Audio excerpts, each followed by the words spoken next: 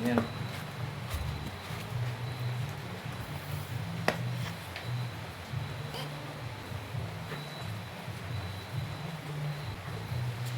So, yan guys. Pakakuha na siya sa 4,000 na pressure. Yan. So, release na natin.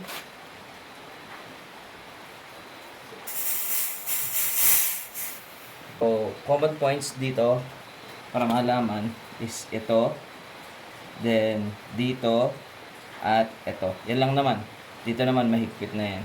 So, doon nyo lang check, no, water test, bubble test. So, pwede po yun. Then, tuyuin nyo lang na mabuti. Pwede yung blower. Pwede namang punasan lang. Pero, since ito ay i-deliver, mas preferred ko na i-blower.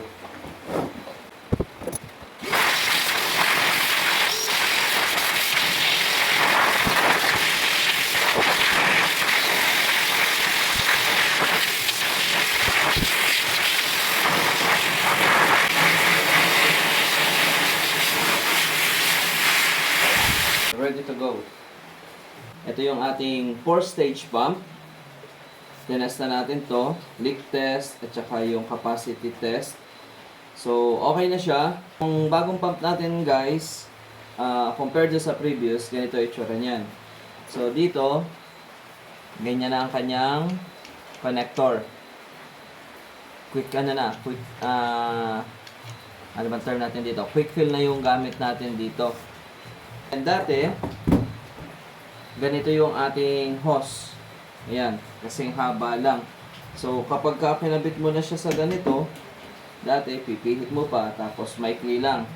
Ngayon, ang ating bago, nakasama, ganito kahaba. So, ito yung haba ng dati, kalahati lang siya. So, 1 meter na ang ating hose. Quality pa rin itong hose natin na to.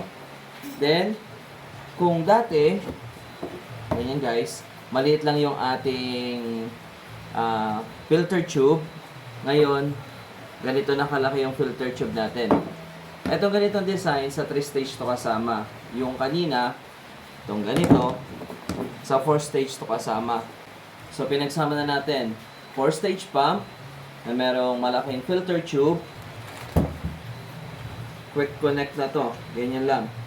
So, yan. Mabilis na. So, hindi na rin siya laging kalas-kabit na posibleng mabali. Ngayon, ang gagawin mo na lang, hila.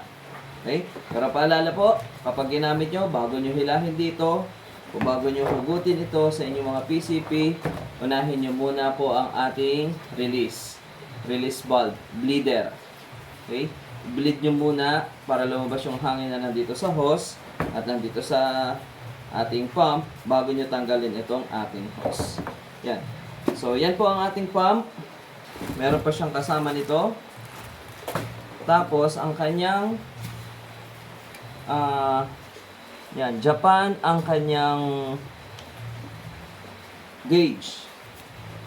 Tapos, meron pa siyang kasamang oil. Meron din siya mga spare parts. Yan. So, kompleto po ito. And, ready to go. So, doon sa presyo na sasabihin natin, kasama na po ang shipping fee doon. Okay po. Ayan. So, balot na po natin ito. Dito yung matagal ang hinihintay ng isa nating client.